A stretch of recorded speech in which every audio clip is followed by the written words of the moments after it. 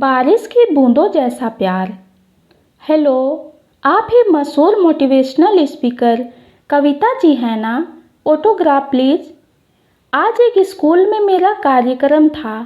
मैं बस कार्यक्रम ख़त्म करके बच्चों से मिलकर बाहर जा ही रही थी कि एक महिला ने मुझे रोक लिया।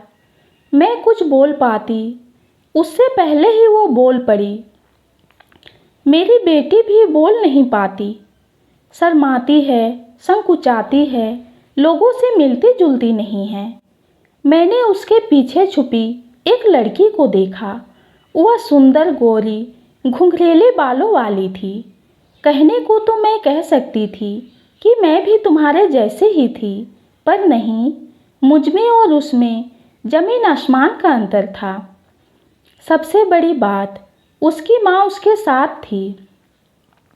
शायद अब समाज इतना सुधर चुका है कि आज बच्चों की कमी या दोष अभिभावक के सिर पर नहीं जाते हैं। नहीं तो मेरे मम्मी पापा को तो मेरे ऊपर शर्म आती थी। वह दोनों मेरी इस कमी के लिए एक दूसरे के ऊपर दोषारोपण करते। खैर, जो भी हो, मुझे हकलाने के लिए हमेशा डांट ही पड़ती थी कि ठीक से बोलो, और मैं जितना डांट पड़ती उतना ही ज़्यादा हकलाने लगती। आज के माता पिता जानते हैं, बच्चों को संरक्षण और प्यार देने से यह बीमारी ठीक हो सकती है, पर शायद मेरे मम्मी पापा नहीं जानते थे। 5 भाई बहनों में से चौथे नंबर की मैं बिल्कुल उपेक्षित थी। नहीं, लड़के लड़के का भेदभाव तो उतना नहीं था, या शायद यह वह जमाना था जहाँ यह भेदभाव हर घर में इतना था कि हम लड़कियों को उसकी आदत थी। मेरे मम्मी और पापा दोनों ही बहुत सुंदर थे, मेरे भाई बहन भी। सिर्फ मैं ही ना जाने किस पर गई थी। सांवली तो नहीं, पर रंग जरा सा दबा था। पतली दुबली, हमेशा बीमार रहने वाली मैं। शायद मम्मी खींच जाती थी मेरी सेवा सुसार से। भाई बहन चिढ़ाते। पता नहीं यह सब बातें वास्तविक में थी या मेरे मन की कल्पना। मैंने खुद को सबसे अलग थलग कर लिया था।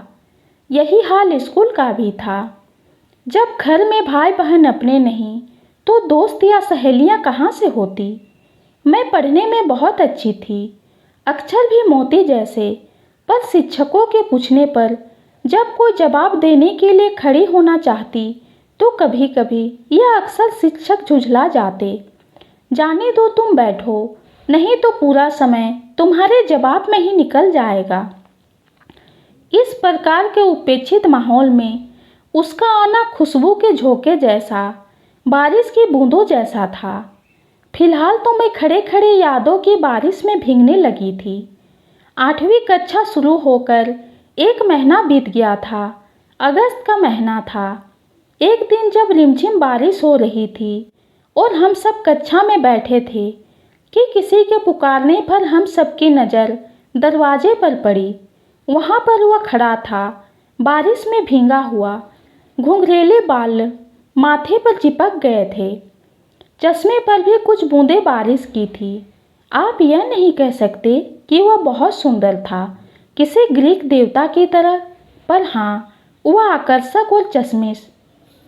पता नहीं क्यों चश्मिश मुझे हमेशा से अच्छे लगते हैं। उसने शिक्षक से अंदर आने की इजाज़त लेते हुए एक हाथ से चश्मा निकालकर और दूसरे हाथ से रुमाल निकालकर उसको पोंछना शुरू किया। कसम से, पता नहीं क्यों कुछ दृश्य आँखों में फोटो की तरह कैद हो जाते हैं। मुझे नहीं मालूम, सच में आज भी नहीं मालूम, पर हमेशा यही लगता है मैंने उससे सुंदर दृश्य आज तक देखा ही नहीं। वह अंदर आया, शिक्षक को अपना परिचय दिया। शिक्षक ने उसका परिचय हम सबको दिया और कहा, तुम थोड़ा देर से आए हो तो तुम्हारा काम पूरा करने के लिए अपने साथियों की मदद लेना। और हम सबसे भी कहा, तुम सब अपनी कॉपियाँ देकर इसकी मदद करना। शिक्षक से उसने कहा कि यह सब मुझे नहीं जानते हैं और मैं भी इनको नहीं जानता हूँ, तो क्या आप किसी से मेरे लिए कॉपियाँ मांग देंगे? शिक्षक ने मेरा नाम पुकारा। कविता, अपनी एक विषय की कॉपी रोज इसको काम पूरा करने के लिए दे देना। उसकी नज़र मुझ पर पड़ी। मैं अपने में ही और सिमट गई। उसकी नज़र में अजीब सा उपेक्षा, हिराकत या आकर्षक का भाव था। यह लड़की जो सबसे पीछे बैठी है, शिक्षक मुझे उसकी कॉपियाँ दिलवा रहे हैं। खैर, मैंने शिक्षक का कहना मानकर अपनी एक विषय की कॉपी उसकी ओर बढ़ाई। वह अपना बैग लेकर पीछे की खाली सीट पर आकर बैठ गया। मुझसे कॉपी लेकर उसने सीधे मेरी आंखों में देखकर मुस्कुराते हुए थैंक यू बोला। उफ, इतनी गहरी आंखें! यह उसकी आंखों का दोष था या मेरी उम्र का? कुछ देर बाद वह बोला, थैंक यू बोलने वालों को मेंशन नोट या योर वेलकम कहा जाता है। मैंने अपनी आंखें उठाकर उसकी ओर देखा। वह मुस्कुरा रहा था। वह फिर बोला, तुम गूंगी हो क्या? तो पूरा क्लास बोल पड़ा, गूंगी नहीं, हकली है। शिक्षक अब तक क्लास से जा चुके थे। होते भी तो किस किस को चुप करवा पाते। वैसे तो मुझे आदत पड़ गई थी, पर फिर भी ना जाने क्यों, ना चाहते हुए भी मेरी आंखें डबडबा आई। क्यों लोग किसी की शारीरिक कमियां का उपहास किया जाता है, यह जानते हुए भी कि शारीरिक कमियों का दोष हमारा नहीं होता, भगवान की गलतियों की सज़ा हमें क्यों?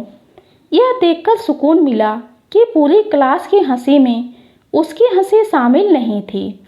वह चुपचाप मेरे बगल वाली सीट पर बैठ गया।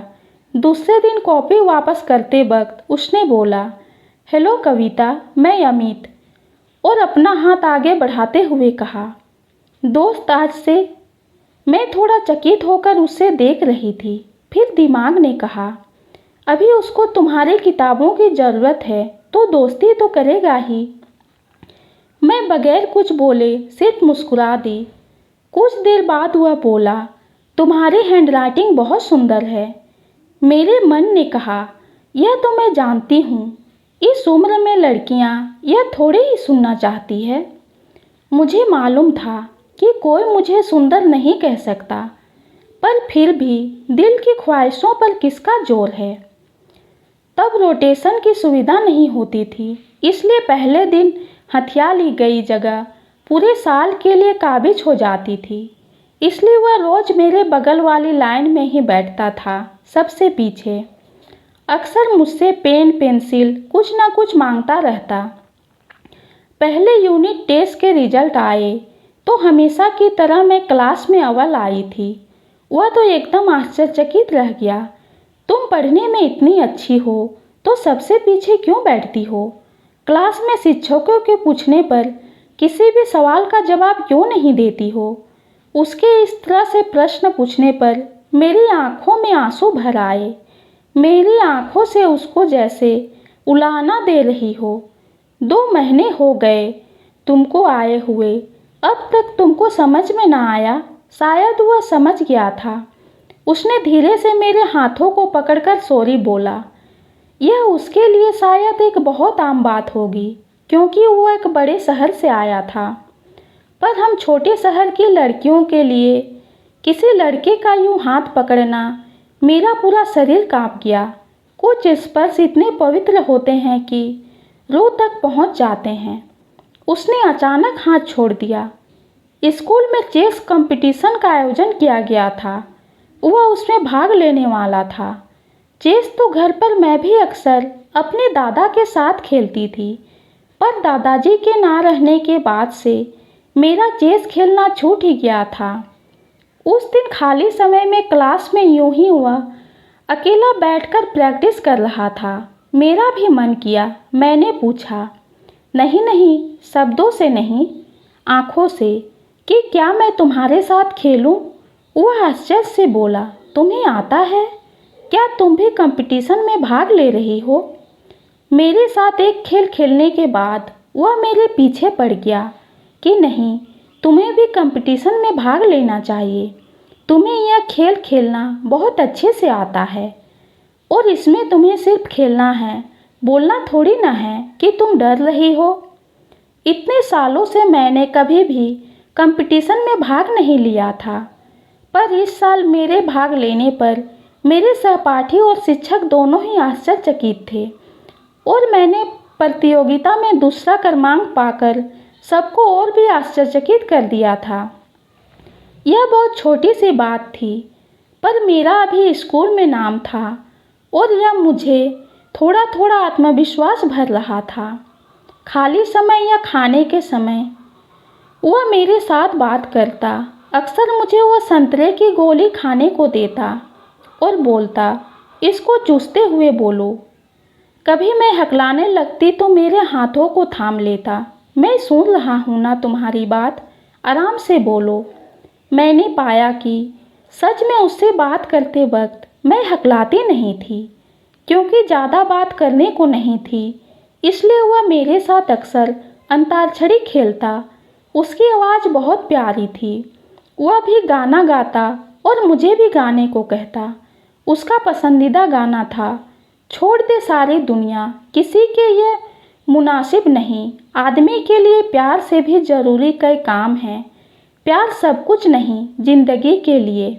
मेरा मन करता वह बस गाते रहे और मैं सुनती रहूं। शुरू में तो कक्षा के बच्चे हंसते थे, हकली बोल नहीं पाती है और गाना गाएगी। पर उसने ना तो किसी से मेरे लिए लड़ाई की, ना ही किसी को समझाने की कोशिश की। वह सिर्फ मुझे सुधार रहा था, मेरा आत्मविश्वास बढ़ा रहा था। इतना कहकर कि दूसरों की ओर मत देखो, दूसरों की बातें मत सुनो, सिर्फ वही करो जो तुम्हें अच्छा लगता है। उसके हाथों का स्पर्श, संतरे की गोली, उसके स्नेह के साथ 3 साल बिल्कुल मानो पंख लगाकर उड़ गए। सच में अच्छा समय इतनी जल्दी क्यों बीत जाता है। हमारी 10वीं की परीक्षा हो गई थी। हम सभी बच्चे अच्छे नंबरों से पास हो गए थे। 11वीं में हल्की हल्की दाढ़ी मूंछों और शारीरिक बदलाव के साथ हम सब बड़े हो गए थे। 2 महीने में एक झिझक सी आ गई थी। अब हमारी कक्षा में जोड़े बनने लगे थे। लड़के लड़कियां आपस में खुसुल फुसुल भी करने लगे थे। मैं भी अक्सर उसके बारे में सोचती। उसके हाथों का स्पर्श, उसकी आँखों का अपनापन सब कुछ तो कह देता, पर मैं डरती। जैसे अभी मेरे दोस्त बनने पर सब उसकी हंसी उड़ाते हैं, कल को कोई मेरे हकलाने के कारण उसकी हंसी ना उड़ाए। उसको तो लाखों मिल जाएगी, फिर भी दिल करता काश कुछ तो वह कुछ कहे। एक दिन मैंने पूछ लिया कि तुम यह गाना क्यों गाते हो, तुम्हें कोई प्यार मोहब्बत का गाना अच्छा क्यों नहीं लगता। वह बोला, शायद मैं बहुत पुराने विचार का हूँ। मैं अपने मम्मी पापा की बहुत इज्जत करता हूँ। मेरे एक चचेरे भाई ने एक लड़की के प्यार में पड़कर अपना करियर, अपना ज़िंदगी सब बर्बाद कर ली थी। मैंने अपने मम्मी पापा को चाचा चाची की तरह हैरान परेशान नहीं देख सकता। मैंने उससे कुदरते हुए पूछा, हर लड़की एक सी तो नहीं होती।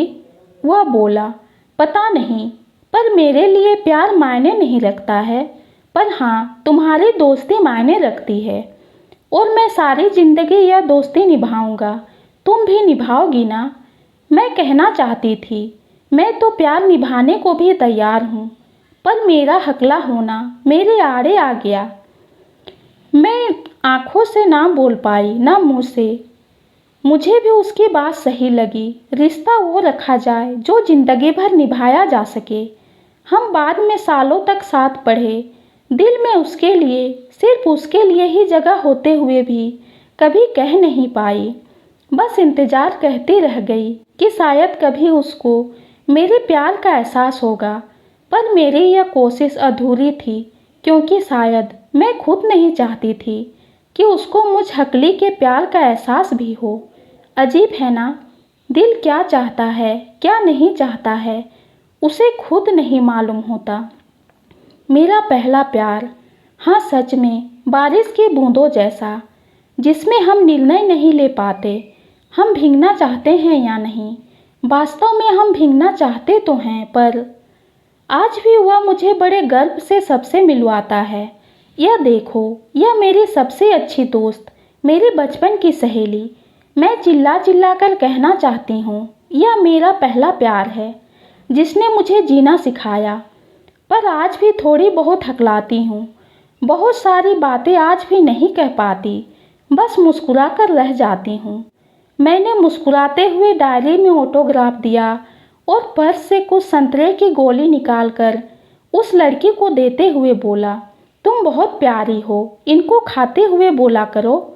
और उसके सिर पर हाथ फेरकर उसकी माँ से बोला, इसको डॉक्टर अमित को दिखा दो, वह बहुत अच्छे स्पीच थेरेपिस्ट हैं।